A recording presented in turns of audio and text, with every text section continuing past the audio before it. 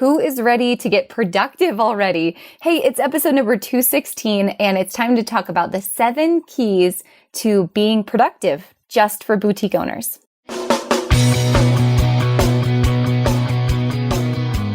Let's talk about your business, strategy, and the juicy details of what actually works, from mainstream fashion to fashion on Main Street and the entire ecosystem behind it. How do we scale your company and do it with the balance and the happiness that we all seek?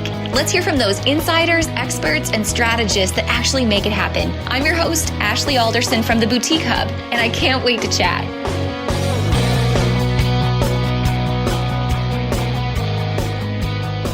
You know, if there's one universal struggle that I think so many of us have, whether we're boutique owners or wholesale brand owners, or we run our own business doing you name it, it's that there's not enough hours in the day to accomplish all the things we want to accomplish.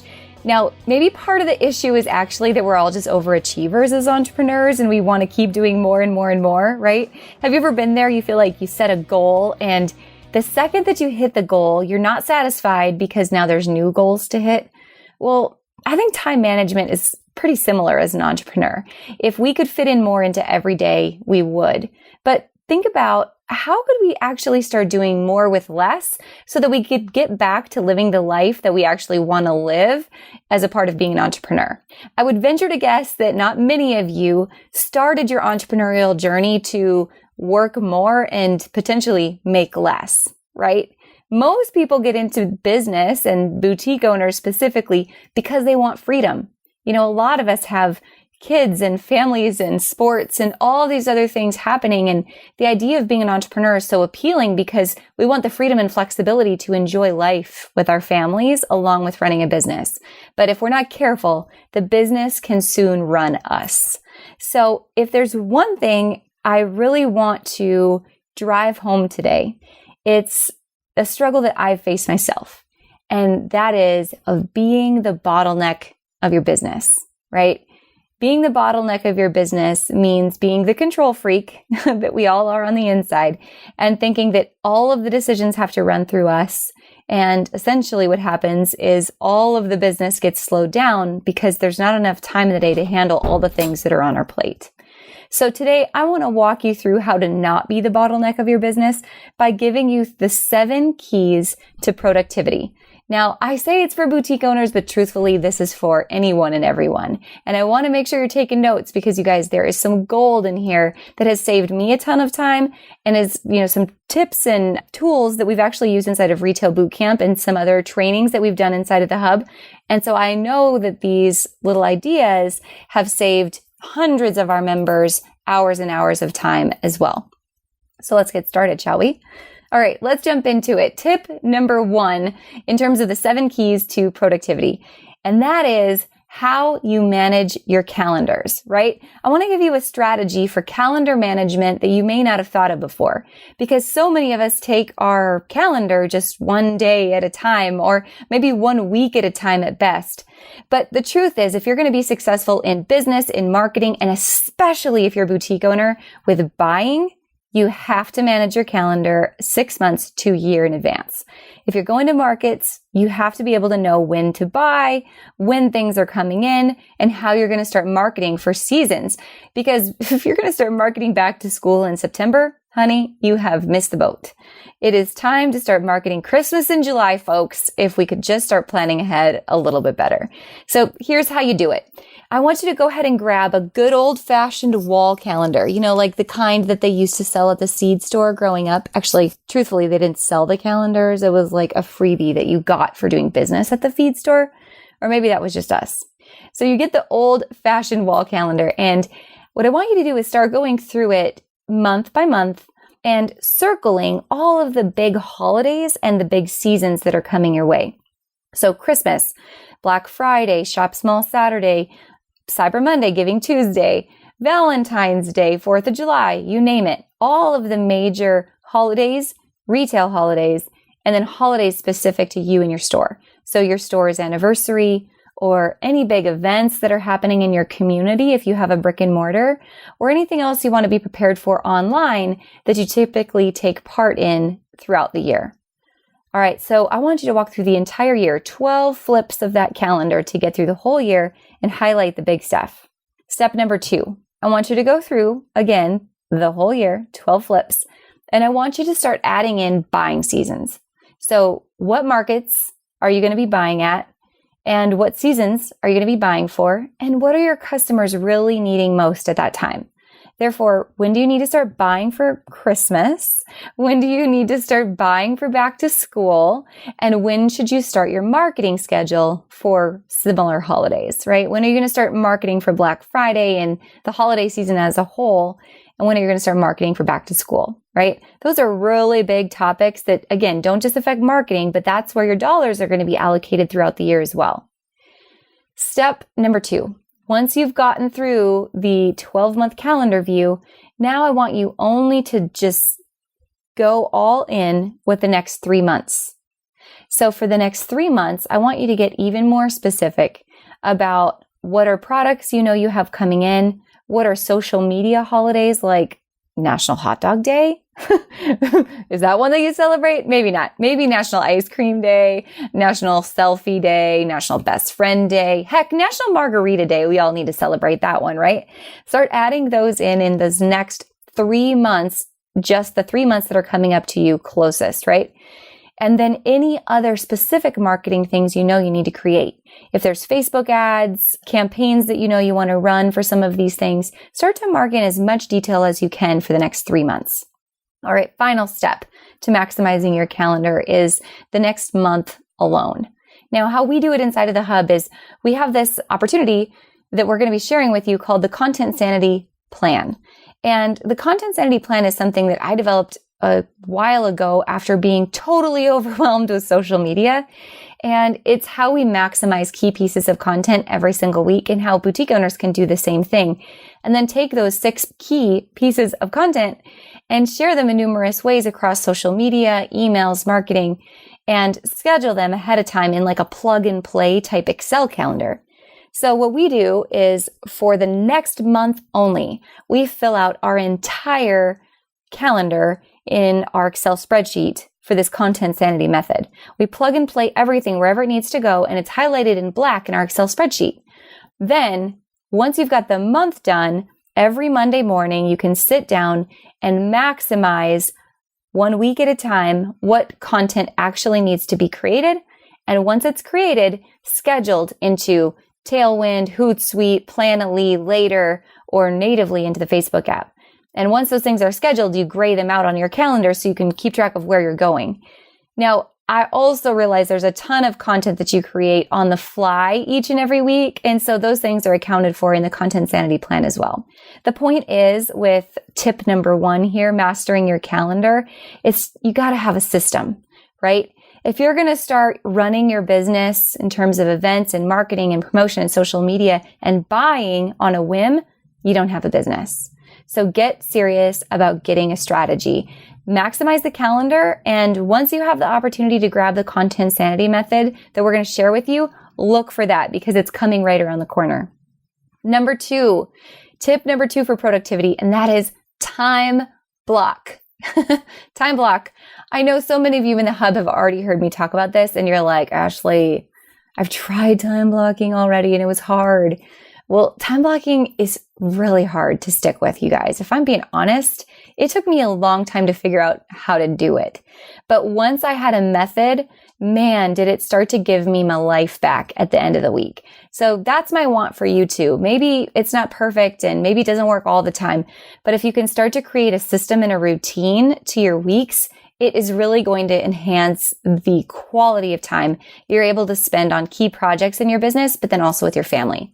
How time blocking works is you would start by looking at your weekly calendar, and weekly calendar, which would be like an ongoing weekly calendar, okay? So every week, where do you first need to spend time with your family? Because I fully believe that you have to start there or nothing else matters, okay? So circle if you've got to pick up your kids from school or summer camp, if you have date nights planned with your husband, if you have, some kind of book club that you're a part of, if you work out every morning, start by time blocking and mapping in on your calendar every week where there's you time where there's your spouse or significant other time, and where there's family time. Next step, once you've got your family mapped into the calendar, I want you to start thinking about all the jobs you do on a weekly basis in terms of batches. So photography, social media scheduling, ordering, buying, negotiating with vendors, following up with vendors, processing, shipping, staff meetings, social media scheduling. If I didn't mention that, it comes way too often throughout the week. All the things that you have to do on a weekly basis to operate your business. Start thinking about how could I be more efficient with my time by batching them and doing, my photo shoots only on Tuesdays and Thursdays or just Tuesdays, depending on the level of inventory I carry.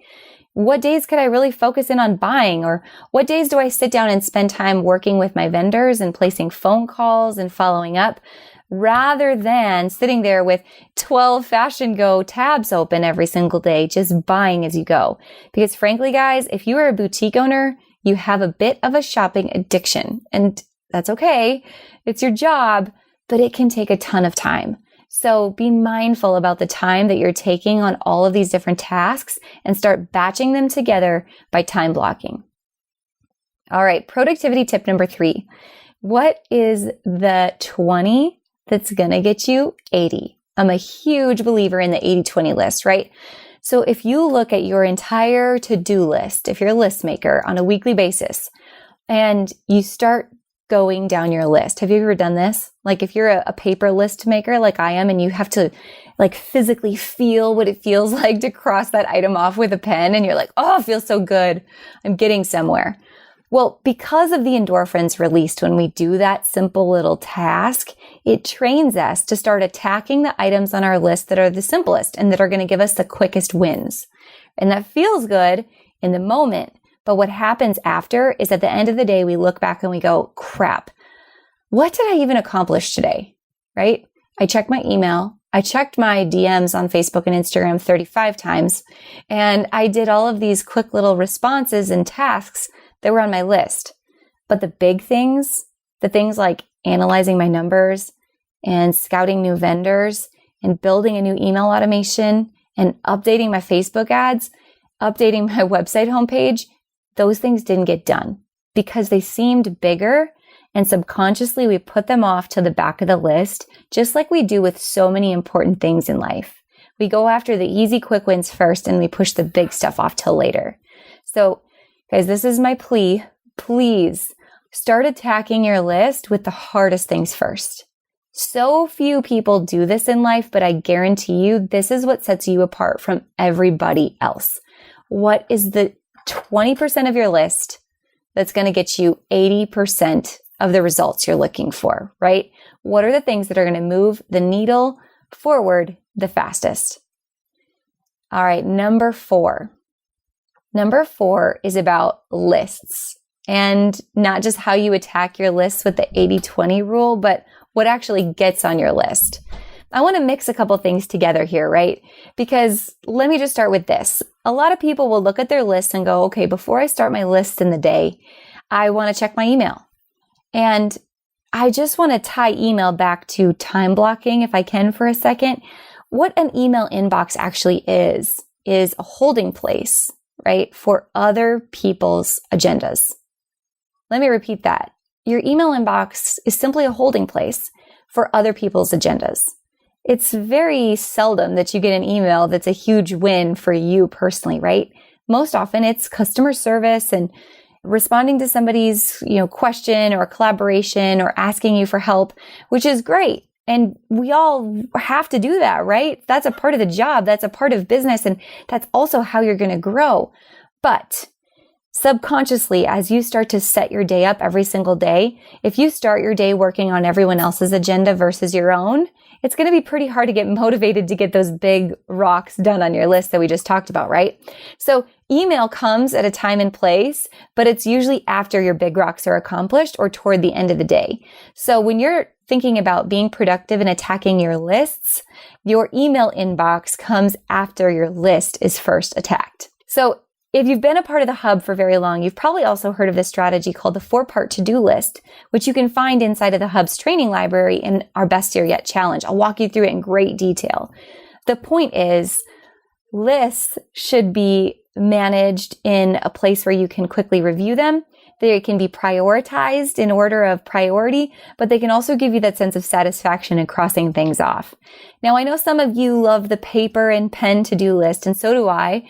But one thing I found that I was doing with a paper and pen was I was kind of a neat freak and I wanted to rewrite my list like 37 times throughout the week, which I found in itself was taking a ton of time.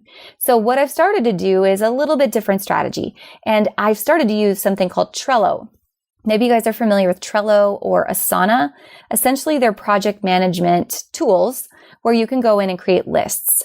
Inside of Trello, our whole team is able to collaborate on numerous boards, and our team can create a board for themselves with their own to-do list, or we can create to-do lists for different projects we're working on, like the Boutique Summit, and we can see and share on one another's lists if we need to collaborate. I like Trello because it allows me to plan out what are the things important to me this month, and I can quickly drag and drop and prioritize items. I can make a list for what's important this quarter and the next 3 quarters that are to come. And that's also where I like to keep track of our annual goals. So again, in Trello, I feel like it's the master list of all the things I want to have coming in the next couple of months and in the year, so that when I'm sleeping and I wake up in the middle of the night and I'm like, oh, I have to remember to do such and such, and it gives me anxiety the rest of the night, I can quickly open Trello on my phone and drop that item on my board and know that it's somewhere safe and sound, and I can get rid of that anxiety and go back to sleep. Then what I do with my paper list is each week, I just have a short little paper list of the things that are most important to me this week alone. Tip number 5, outsource. Outsource. What are the things on your list that are truly slowing you down? You've probably heard me, again, I love some of these tips I'm going to just share until I'm blue in the face, so forgive me if you're like, heard that. But the question is, are you the bottleneck of your business? Because I've got a Post-it note that will forever be on my computer asking that question. Because 9 times out of 10, I am. I'm being a control freak and I'm trying to hoard all the things onto my plate.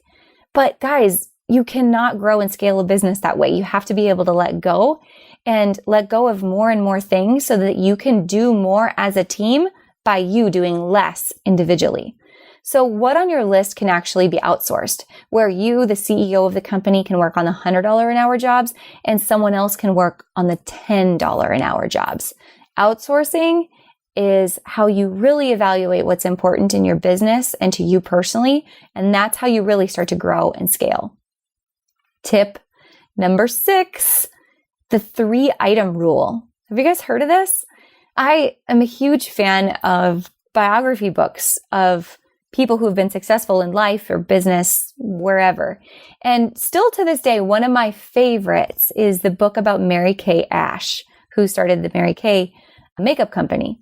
And the one thing, she's got a number of things that I think are brilliant in there, by the way. If you haven't read her book, you definitely should. But one thing I still live by to this day is the 3 things rule. And that is, like we were talking about with lists and with the 80-20 rule, it's really easy to look at a long list every day and go, gosh, I only got 2 things crossed off my list and look how long the rest of my list is. And you feel defeated. Like, what did I actually do? And that again goes back to that little subconscious trick we do of, I'm going to cross off all the simple little tasks and I'm going to add things to my list like taking a nap, so that I don't feel bad about taking a nap. I feel good about taking a nap because I now crossed it off my list, right? Don't put taking a nap on your list because it's irrelevant. Make sure your list are the items that are most relevant to the job that needs to be done, and make sure that you have 3 items, only 3 items every day that are the 3 most important items for the day.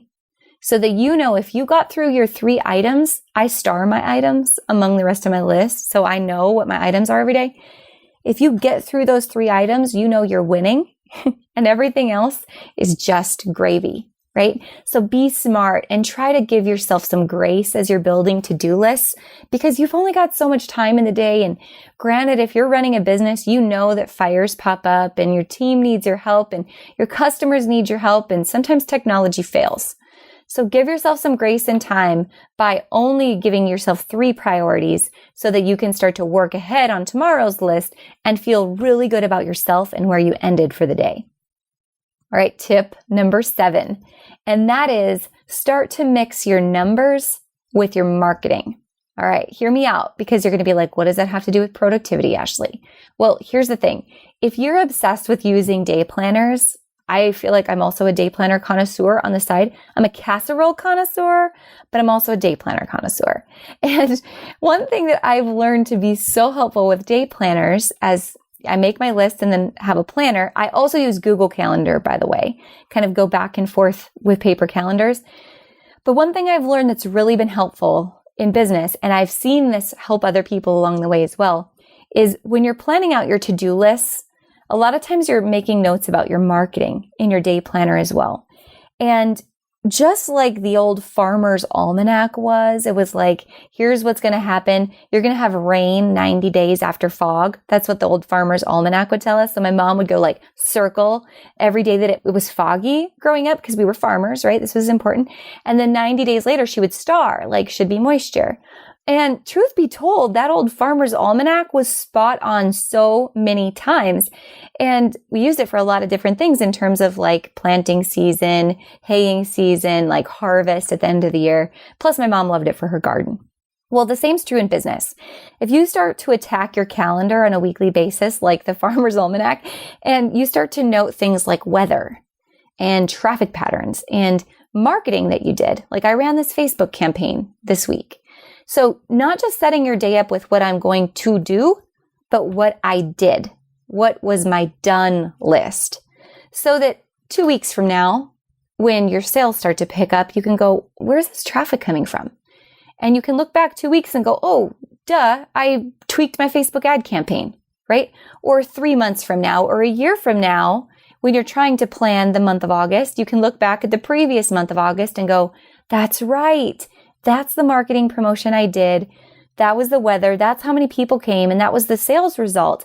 This is what I'm going to do differently this year, right? So the more you can correlate your to-dos, your to-dones, your weather, your marketing, and your actual sales numbers for the day, the more it's going to help you, 3, 6, 12 months down the road. So start to look at planning and productivity as a holistic approach to managing your business and what's working or what's not working in your business. Because honestly, you guys, every single one of those 7 tips is so tightly tied together. And at the end of the day, if there's one goal, I would want you to feel like I did it. I accomplished this at the end of the day. It's to have your life back. It's to have sanity. It's to simply be able to look at your plan at the end of the day and breathe a deep breath and go, oh, it was a good day.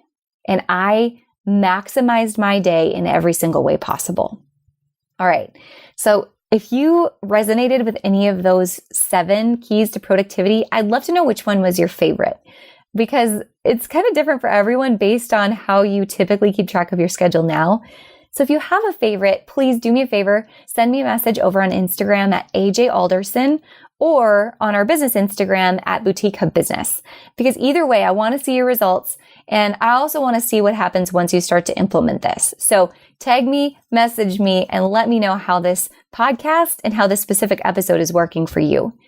And while we're on the topic of productivity, you guys, this episode comes at such an important time because there's something huge happening inside of the Boutique Hub right now. So as we are just wrapping up our 2019 Boutique Summit and all the chaos that comes with Summit, one of our favorite things that happens each and every year at the Boutique Summit is, Steve Jobs style, we unveil all the new products and tools and additions to our Boutique Hub membership that are coming each and every year. And one of the tools that I am most excited about this year is something brand new. It's never been done before in our entire industry. And that is a planner just for boutique owners, right? So there's lots of planners out there, but never before has someone actually made a plan that speaks just to boutique owners and the unique business that we operate. So our team, Sarah Burks and Jesse Jarvis, have spent, I would say, just about a full year now working on this planner, getting input. I think we've, probably spent about $1,000 just on buying planners and going, oh, I like this layout, or I don't like that layout, or this would work, this wouldn't work, until we could finally tailor fit based on all of our own life experiences, the things that would work the best for you. So our goal is to help save time obviously, but also to create that tailored dashboard for your business so that we can integrate the things that we just talked about: productivity, your schedule, numbers, marketing, and the old farmer's almanac, the weather that comes 90 days after the fog. So what's inside the Boutique Boss Planner is really specific lists and tips for boutique owners on a quarterly, annual, and monthly basis, like a monthly checklist, if you will. There's also a weekly checklist, things that we want to remind you of to help you not only operate your business and your social media and your buying at a higher level, but also to keep you motivated, right? There's all of the retail specific markets inside and also retail specific holidays.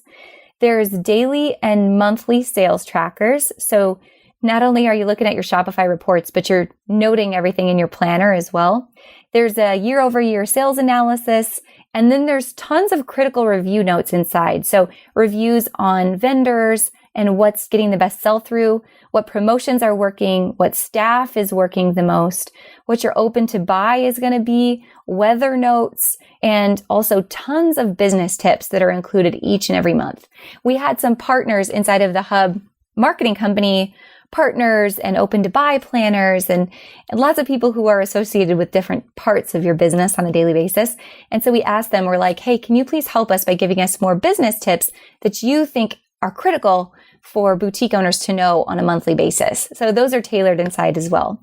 And finally, we're all a little bit different with how we like planners laid out. So this one is actually a spiral bound 8.5 by 11 size planner. And because it's our first ever edition, this is what we wanted to do. We created a 6-month edition. So it's June through December so that we could get this in your hands, get you using it, and hear your feedback. Because since we created the planner from scratch, we're able to make tweaks and adjustments and hear what you love or what you think might be missing so that we can reprint our 12-month edition for a January to December full year planner opportunity after we get your feedback. So guys, if you haven't already snagged the planner, go to theboutiquebossstore.com or go to theboutiquehub.com. It's linked up on your membership dashboard and grab a copy of the planner. And then don't forget, use hashtag boutiquebossplanner. Show us how you're using the planner so that we could get your feedback and continue to grow this thing as we go. So as always, you guys, thank you so much for being a part of the Hub. Thank you for listening to the podcast today. And I can't wait to hear which of the 7 productivity tips you're going to put into action. So send me a DM. Let me know how it's working for you. And I can't wait to see what you guys think of the planner. You guys, I hope you have a wonderful week ahead. And we'll be back here same time next week.